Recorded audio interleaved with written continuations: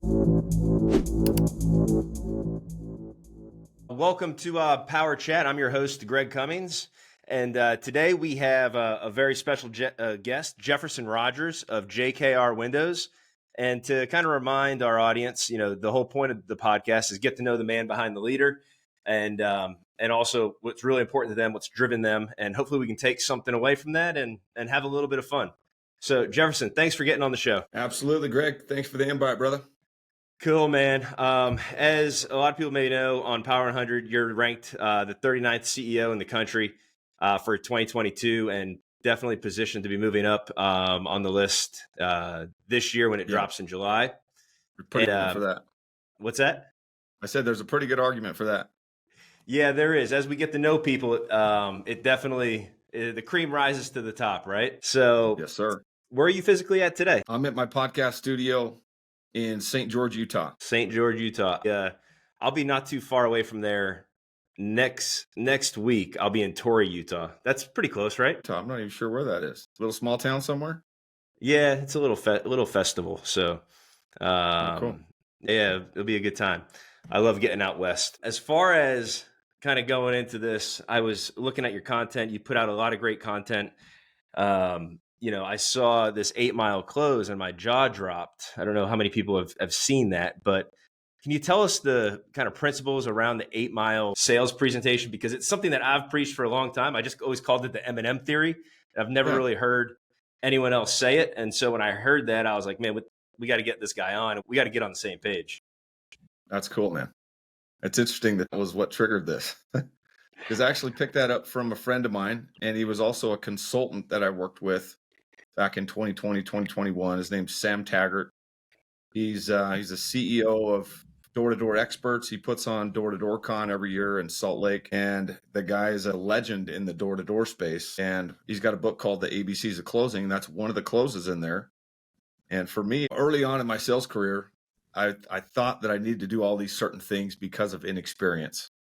And pointing out all of our faults would have never, ever been one of those things. But basically, the idea behind an 8 Mile close is you're pointing out all of their objections before they ever bring them up. So then you already know that you've surpassed all those things. You've already built enough value. You know that this is the right decision for them, or otherwise you wouldn't be sitting at their kitchen table.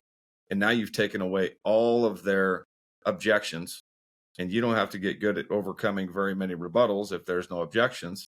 And you go straight into the close knowing that this is right and you can get the deal done. I mean, it's eerie hearing you say that, and without me reading that book. So that's really cool. And I can attest firsthand that works. I grew a company from, basically $1 million to $10 million in about 3 years, literally based on that principle.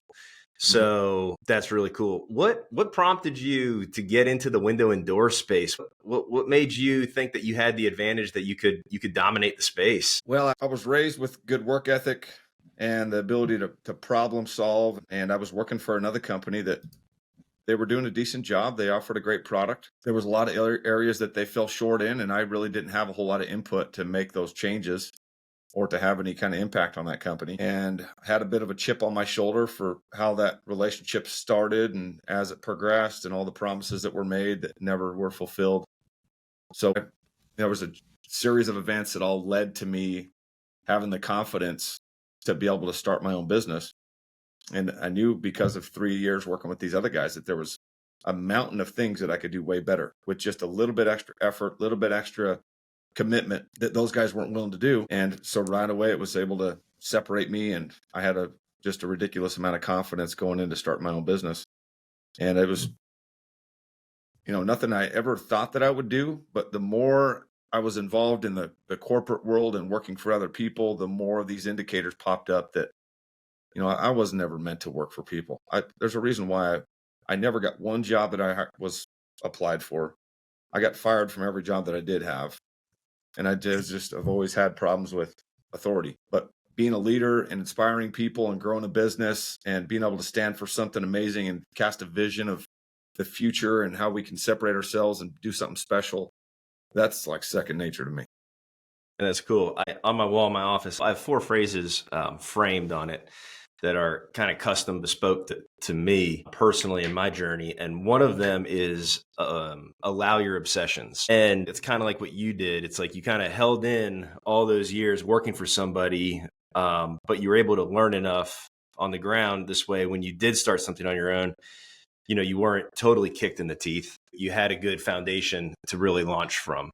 And when you allow yourself that opportunity and say, go get it, you're not looking back, you bang, you punch off the rearview mirror and you go for it, that sink or swim feeling is the obsession that, I personally chase, that I love. And, it sounds like that's something similar to like what you did. And obviously you've had a ton of success with it. Yeah. I mean, I still got a long ways to go, but it has been, some of the things that have just come natural to me are pretty conducive for business and leadership. So we've been able to accomplish a lot in a short period of time.